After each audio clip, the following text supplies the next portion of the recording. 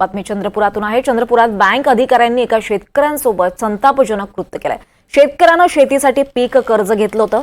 कर्जाची परतफेड करू न शकल्यानं बँकेचे काही अधिकारी हे वसुली करण्यासाठी आले होते आणि यावेळी त्यांनी बैल जोडीची जप्ती करतो अशी धमकी देत बँकेच्या कर्मचाऱ्यानं शेतकऱ्याकडून 200 रुपयांची लाच घेतल्याचा प्रकार समोर आलाय आणि या प्रकाराचा व्हिडिओ सध्या समाज माध्यमात चांगलाच व्हायरल होतोय। शेतकरी बँकांकडून पीक कर्ज घेत असतो, मात्र निसर्गाच्या लहरीपणामुळे तसंच चांगला भाव मिळत नसल्यानं शेतकऱ्याला असलेलं अपेक्षित उत्पन्न मिळत नाही आणि यामुळे बँकेकडून घेतलेल्या कर्जाची परतफेड करू शकत नाही आणि यामुळे थकबाकीदार असलेल्या शेतकऱ्यांकडून कर्ज वसुली करण्यात येते।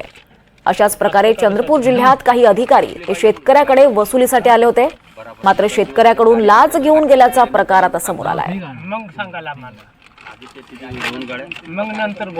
त्या बिचाऱ्या गरीब लांचाकडून हे जे आता स्पष्ट झालेलं आहे की ही लोक जनावर जे कत्तलखान्यात जातात ते अडवून हे जे दाखवत आहेत हे म्हणजे आम्ही गोमातेचं रक्षण करतो, यातले अनेक जण, यातील अनेक काही जण इमानदार असतील पण अनेक जण त्यातले हे लुटारू आहे आणि धंदा चंदा वसूल करणं हा धंदा झालेला आहे त्यांचा या गोमातेच्या नावाखाली। काही इमानदार असतील त्यांचं आम्ही स्वागत करू, पण कालची घटना तो दुपट्टा घालून, चंद्री दुपट्टा घालून ज्या भाषेत आणि ज्या पद्धतीने तो धमकावत होता त्यावरून ही लुटारूंची टोळी आहे हे आता स्पष्ट झालेलं आहे।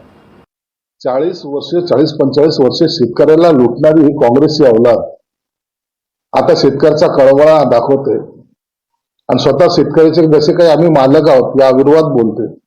जे तुम्ही 40-45 वर्षात दिलं नाही ते या युतीच्या सरकारने तो दिल्याचं शेतकऱ्यांना जाणीव आहे, म्हणून शेतकऱ्याची काळजी तुम्ही करू नका। शेतकऱ्याचं भलं बुरं समजणारे आम्ही आहोत आणि शेतकऱ्याच्या पाठीशी आम्ही खंबीरपणे उभे राहू।